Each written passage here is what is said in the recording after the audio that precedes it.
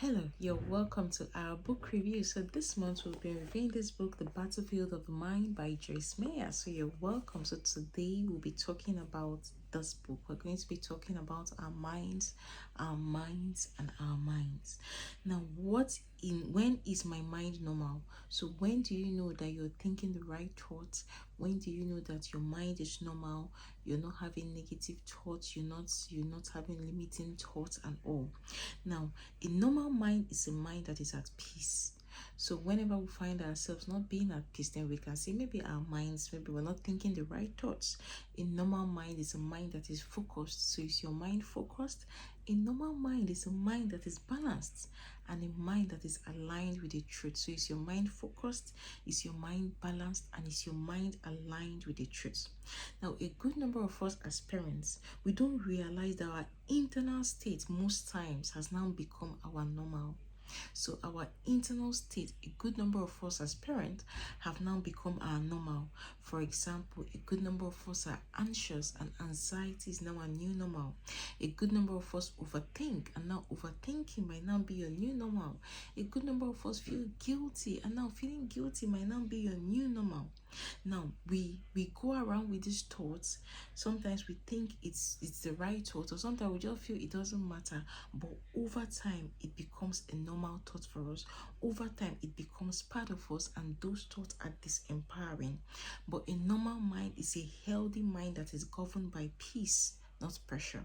So is your mind governed by peace or pressure? So a normal mind is a mind that is governed by peace, not pressure. So at every point in time, if you want to find out if you're thinking the right thought, always ask yourself, is my mind governed by peace, not pressure? Why an unhealthy mind is a mind that is governed by chaos. When there is no peace, then you can now judge and say, okay, I think I need to change the thoughts I think. So it's a call for us as adults, for us as parents to start to think the right thoughts, to start to do away with those thoughts that over time we've thought about them and we've now made them our new normal. So to do away with thoughts like feeling anxious, feeling guilty, feeling frustrated and all, and start to embrace the thought of peace. Also, we'll be talking about a wandering and a wandering mind. A mind that wanders and a mind that just wanders. Now, wandering thoughts can pull us away from God's will. A good number of us we wander with our thoughts. Probably you're here and your thought is all over the place. But a focused mind can help us to fulfill our purpose. So do you have a focused mind, or is your thought wandering? But remember that the goal is to have a focused mind. A good number of us are distracted mentally as parents. A good number of us in our thoughts were jumping from maybe fear to self-doubt to regret to so many thoughts. But those thoughts are not empowering us. Those thoughts are not doing us any good. So it's high time we build in the discipline in ourselves to do away with those thoughts. It's high time we build in the discipline that can help our minds not to wander away. So, as a parent, you should focus on the truths, not just emotions alone. Sometimes our emotions might not be telling us the right things. So, if you feel that you're wondering, maybe your thoughts are not empowering, you need to understand that you need to work on it as a parent. So, as a parent, we should learn to focus on developing our focus, reducing our mental clutter. So if you feel you're cluttering your mind with a lot of things that are not empowering, you can let it go, and we should learn to stay rooted in God's promises. Then most times a good number of us are confused. Now God is not the author of confusion, as we always learn, and it's in the Bible in 1 Corinthians 14 verse 33. God is not the author of confusion. Sometimes a lot of us feel stuck in indecision. Sometimes a good number of us overthink things. A good number of us just feel, we just allow our thoughts to wander and wander. A good number of us say things that are not empowering to ourselves. But the truth is that we have to get to this point of realization that God is not an author of confusion. He's not a God that is going to make you to start to think of thoughts that are not empowering. So we have to learn to trust in God's clarity, and to shut our ears to those mental noise that we hear or we entertain, because we have to be clear on what we want. And it starts with we being clear on who we are, on who God says we are. So, as a parent, it is very important for us to have clarity of faith, clarity of purpose, clarity of what we want to do, and to take action, and not to allow ourselves to be confused. Now, most times, a good number of us doubt ourselves, we don't believe in our thoughts, but a mind full of doubt cannot operate in faith. So, is your mind full of doubts? Are you doubting yourself? Are you doubting your do you even doubt your abilities, your capacities? I'm here to tell us that we should fill our mind with faith and not doubt, because a mind that is full with doubt cannot operate in faith. Now, as parents, we need to learn to spot those lies of unbeliefs, that the devil has been telling you, or you've been entertaining, or we have been entertaining. It's important for us to spot those lies of unbeliefs and begin to replace them with God's unshakable truths. So, what are those lies of unbeliefs you need to spot? It's very important for us to spot them and begin to replace those unbeliefs, those lies, with unshakable truths. We have the ability, we have the capacity to do it. So it's our duty as parents and as adults to stand firm in our faith and stop giving fear the final say. So are you giving fear the final say? It is important for you as a parent, for me, for us as adults, to stand firm in our faith. Then sometimes a good number of us are anxious, we are worried. But the truth is that anxiety is always a signal. Whenever you feel anxious, it's a signal. It's telling you something you need to pay attention to. Worry does not empty tomorrow of its sorrow. So when you worry, when you are anxious, it doesn't really empty the worries of the next day. Rather, it empties today of its strength. So when we worry as parents, it empties the strength we're supposed to have or move around with today. So as a parent, if you constantly feel worry, you constantly experience worry, or you constantly allow yourself to be worried about a lot of things, the truth is that you're emptying the strength of that day. So it is very important for us to deal with worry. It's very easy for us to be worried as parents because you have a lot of things in your mind. You have health, school, you have your children and so many things. Sometimes a good number of people even go into panic. But the truth is that we must always learn to calm ourselves with the word of God. It says in Philippians 4, we should cast our cares, everything unto God.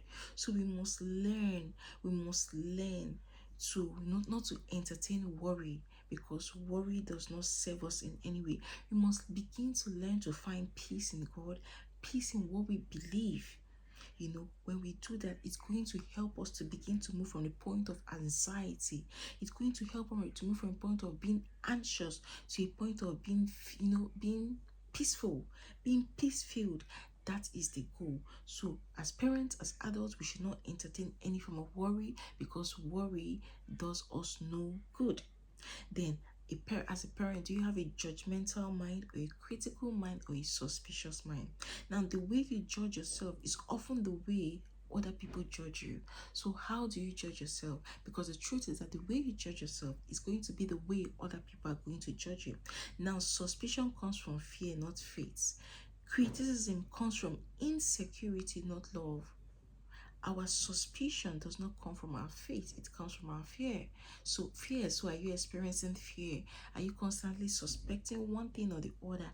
It's not from the point of faith, but from the point of fear. And our criticism comes from insecurity, not love.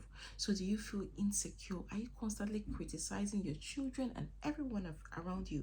It's something you might just need to pay attention to. Maybe it's obviously not from the point of love. It's from the point of your insecurity, and that is something you should work on. So most of us as parents, we carry this critical mindset. Most of us walk around with, criticizing a lot of things our children do, a lot of things every other person do. A good number of us are judgmental, a good number of us are suspicious. But the truth is that those thoughts are not empowering, rather those thoughts are disempowering. So we must learn not to be judgmental in our thinking. We must learn to replace judgment with grace. We must learn to replace judgment with compassion. We must learn to replace judgment with wisdom. We must do away with those negative, toxic thought patterns. Those patterns we've been living with that is not serving us. We must do away with them. And what we need to do is to improve on our communication, to build the trust we need to build in our homes, in our systems, and in everyone around us. Also, a passive mind. Do you have a passive mind as a parent? Now, your thoughts won't fight for order. You have to take authority. We have to take authority of our mind. We have to take authority of our thoughts because we have the ability and we have the capacity. Now, a passive mind is one that doesn't resist wrong thoughts. It agrees silently with defeat. So, do you have a passive mind? Do you agree silently with defeat? Do you give in to defeat in everything? So, we must learn not to give in to defeat. We must learn to rise above any situation. A good number of people, a good number of parents, a good number of adults feel stuck because they allow their thoughts to run wide without resistance. Most of us, we allow our thoughts to go wide. We allow our thoughts to go a lot of places. But the truth is that we must rise up to take charge and responsibility of our thoughts because we have the ability, we have the capacity to do it. We have the ability and the capacity to be in our thoughts, to take charge of our thoughts. So we must learn to stop toxic mental patterns. Those mental patterns that have been ruling your life, those mental patterns that have been ruling our lives, we must get to this point of stopping it and taking charge, taking control of our life. We must be proactive as parents and we must be powerful in directing our thoughts daily. So, are you directing your thoughts daily? Are you powerful in directing your thought daily? That is what we are called and reminded to do. And finally, we must embrace the mind of Christ. So, do you have the mind of Christ? Now, what if you could parent like Jesus thinks? That is a question we can ask ourselves.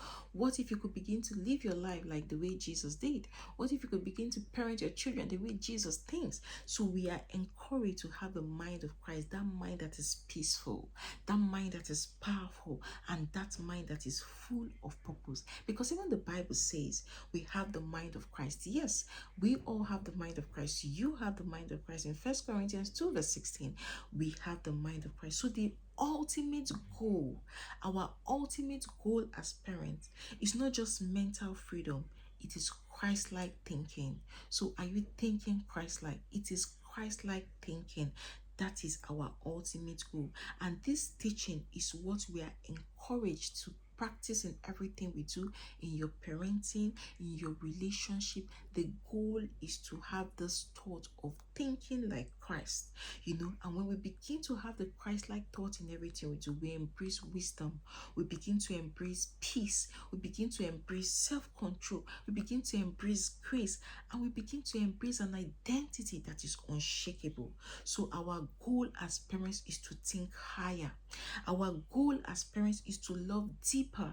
Our goal as parents and as adults is to parent from a place of divine truth rather than from our trauma. So are you parenting from the place of divine truth, or are you parenting from the place of your trauma? The goal is to parent from the place of divine truth. So that is where we come to the end of our book review today. Thank you for joining us, but I believe we've gotten the message. The core message, the core goal is to have the mind of Christ, to work on our minds. We have the ability, we have the capacity to work on our minds. Yes, we can. We have everything it takes. So don't limit yourself. Don't allow yourself, your thoughts to wander. Don't say you're not in control of your thoughts. We all have control of our thoughts. So it's our responsibility to take good control, to take charge of our thoughts and everything we think. And the ultimate goal is to have the mind of Christ. So thank you for joining us. Remember to please subscribe to our YouTube channel, The Renewed Parent Academy. Join our academy, The Renewed Parent Academy. Until I come your way next time, to have a great day and bye.